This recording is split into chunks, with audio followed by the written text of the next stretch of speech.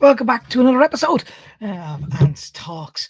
And this time I'm going to have a quick one around some of the topics somebody actually asked me about recently, which is where you look at scenarios that if it goes wrong for you. So, what happened that resulted in it going wrong, whether it's a hospitality product, whether it's a corporate, whether it's a long term event that you're doing, and it didn't go exactly how you planned it to go. What's the next steps for you? How do you overcome that? And what advice would I give you when you're looking at those kind of things? Well, the first thing is mistakes happen. That's the first thing, it's most important things. Ideas that you had in your head, ideas that your team had in the room, they may not fly for your customers. Just may not happen. It may seem the most amazing product you could think of, and your customers just don't like it or don't get it. Or you may have a scenario where a guest speaker is someone you thought of the highest standard, but unfortunately it didn't work for him on the day or didn't work for her on the day, and it just didn't fly, and your customers didn't enjoy it. There's a lot of other variants, especially within hospitality or within overseas global events, that can go specifically wrong. But what do you do when that happens to you? What's the next steps that you look forward to go to? And that's really what I'm going to start looking at here. Because a lot of people will look at the pressure financially. So you're not hitting your targets now. There's issues with commission for some of your staff potentially. And there's a lot of pressure that goes onto it. It's how you react to that pressure as, let's say, the head of that department that is really important for you to go to. So what's the first step I would do? I'll break it down into four. First step I would look at is get your internal team together. Get those guys around you so we can find out exactly why it didn't work. You may believe in your head, you know the reason why. You may think it's because of issue A or issue B. But what you need more voices to give you that answer. It's a clarification of your point being correct, or it's for you to take a step back and see, you know what, I was too close to this and too involved. There's times when I worked at Munster Rugby and other jobs that I had where I saw that in absolutely massively, where I was sitting too close to the product. Now with the experience that I have, I'm able to look and see it a bit more holistically and go, okay, are we sure these questions are being asked? Did we ask our customers properly? Did we make sure that the product that we thought was going to be there was the expectation that they had? Or are we making a judgment based on our opinion and our thoughts on what the customer would like? It's really important to see the difference within that.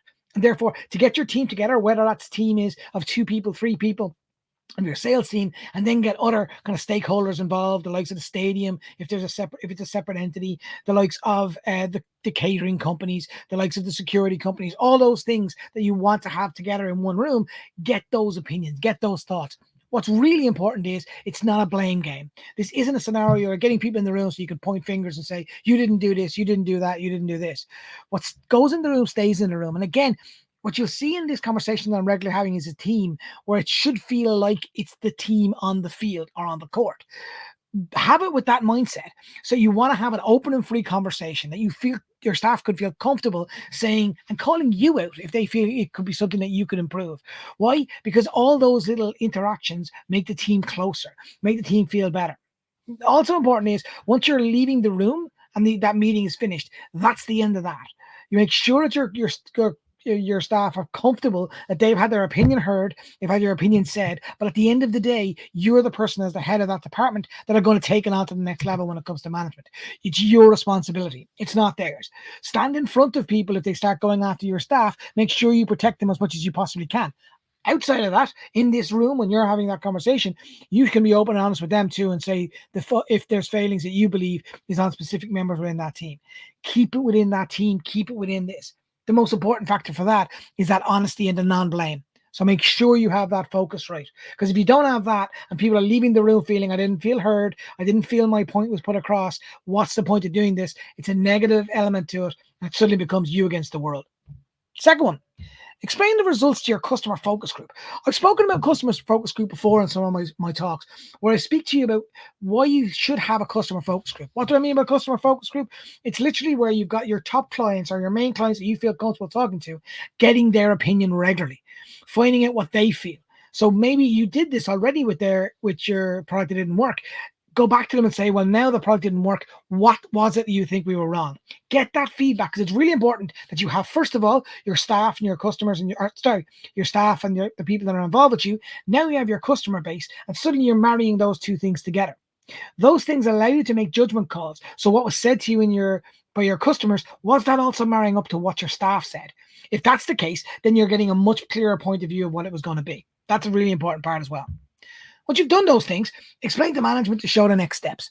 Sometimes this can be the hardest thing for people to do. Why? Because they feel that they're opening up and giving management an opportunity to smash them. Don't forget this point. Management wants you to succeed. They want you to do well. Why? Because if you do well, it means they do well. And everyone wants to feel like they've done well and successful. So when it comes to a good management structure, make sure when you're talking to management, explaining what happened and why it went wrong and what there should be involved and why you feel that the mistakes were made, let's point out the next steps to make sure it doesn't happen again.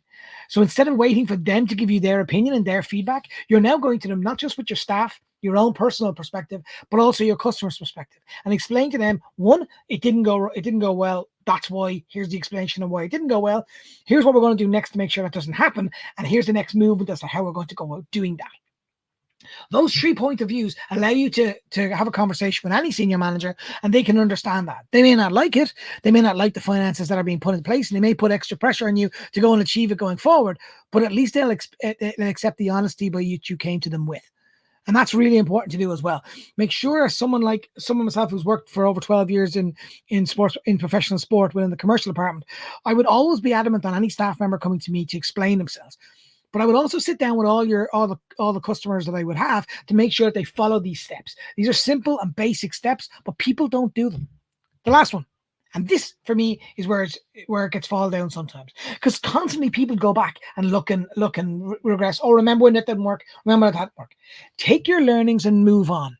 You've got to move on. You've got to step forward and go forward. Again, exact same as if it was the team. Exact same if the team was going on the court. They wouldn't spend all day talking about the game 5 or 6 weeks ago, 5 or 6 months ago, or even 5 or 6 years ago that they lost, because if that's the case, they're not going to go forward. What you've got to do is you've got to park it at some point. You say, yeah, we've learned our learnings. We've done this. We've made sure these processes have changed. We've made sure the customers are happy. We've made sure that these scenarios don't happen again. And then we go move forward. And we say, what's next? What do we do next? What's the next event that we're looking to do? What's the next hospitality match? What's the next project that we're looking to increase the revenues? And that's how you process your 4 points. That, for me, is really important to look at when you're talking about getting yourself set up properly, manage your process right, because everyone loves it when it goes right. Everyone loves it when everything goes perfectly well. But when it doesn't go well, you've got to make sure you've got that process right. That's what AMSC does, if I'm being honest.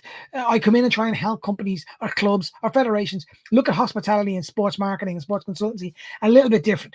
Take what you have already and try and develop that. Try and look at your staff. What's your staff working hard on? What's your staff doing that you can do better? And taking that and evolving that as much as you possibly can.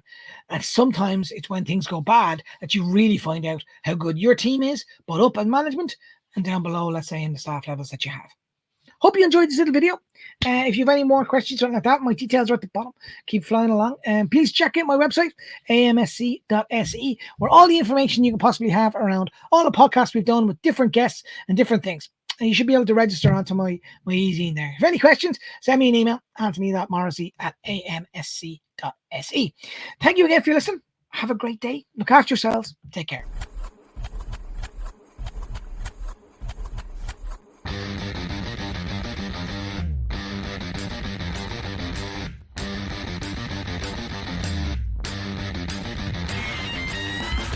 What's the trick in making my love